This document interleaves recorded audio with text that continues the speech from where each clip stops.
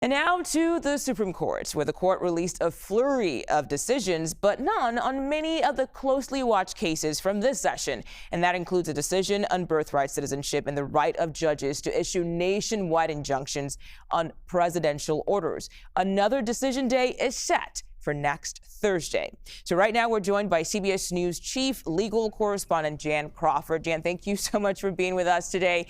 Which rulings issued today stood out to you the most?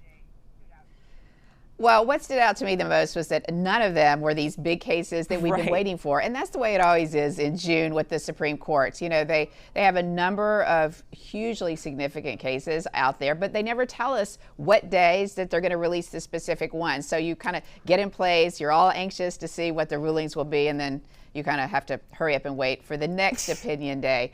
So today they really took care of a lot of important cases for the parties in those cases, technical issues about statutory interpretation. But we're still waiting on those major cases, including the one that you mentioned involving whether or not judges can essentially set policy nationwide by issuing a so-called universal injunction. And that's the case that comes up in challenges to President Trump's executive order on birthright citizenship. Judges across the country, on both sides of the country, entered so-called nationwide injunctions blocking that. And so the question is that appropriate?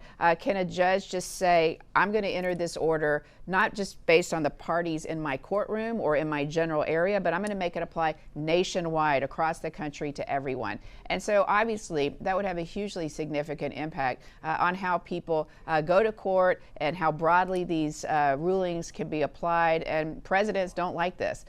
President Biden, President Obama, they both had urged the Supreme Court to kind of rein in these nationwide injunctions. So we'll see, perhaps as soon as next Thursday, whether or not the court is finally going to go about doing that and just kind of let the judge apply those rulings to the parties before them in those specific cases. Yeah, and Jan, that was going to be part of my... If you want to hear some other ones. Oh, no, I was going to say that was going to be part of my next question for you, because I was also expecting that decision was going to come down today. But do we have any idea how the justices are leaning on that specific case?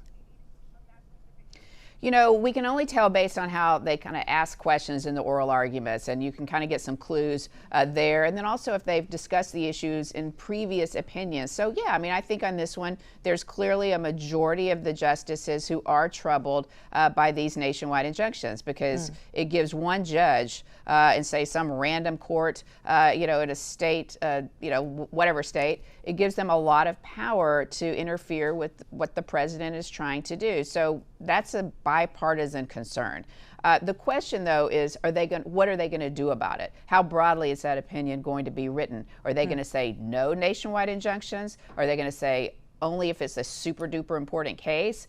So that's what takes some time, figure out actually how they're going to apply that and rein in some of these nationwide injunctions, which I do think there's a majority that wants to do. And also that raises the question of what does that mean in the case at hand, birthright citizenship. Like I said, this is not a case about the merits of birthright citizenship. I do think the court will make clear there are ways, whatever they decide on nationwide injunctions, there are ways to go about challenging that case that could apply nationwide. So it'll be interesting to see if we get any clues on that. But they're not resolving the merits of that issue specifically, Muka.